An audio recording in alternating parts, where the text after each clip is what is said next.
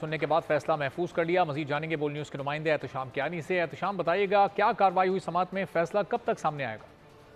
देखिए, chairman PTI ने अपने वकला के जरिए इस्लामाबाद हाई कोर्ट में ये दरखास्त दायर की थी कि साइफर केस में जो उन पर फर्द जुर्म आयद की गई वो दुरुस्त तरीकाकार के तहत नहीं की गई, इसलिए उसे कालादम करार दिया जाए। और उनकी दरखास्त में ये लिखा गया था। आज उनके वकील सलमान सफदर अदालत में पेश हुए तो उन्होंने भी अदालत को बताया कि जो चालान की कॉपी है वो मुलजिम को फराहम करने के बाद 7 दिन का वक्त दिया जाता है और उसके बाद फर्द जुर्म आयद की जाती है। लेकिन इस केस में वो 7 दिन का ड्यूरेशन जो था वो भी पूरा नहीं किया गया और हेस्टी मैनर में यानी जल्दबाजी में चेयरमैन पीटीआई पर फर्द जुर्म आयद कर दी गई है।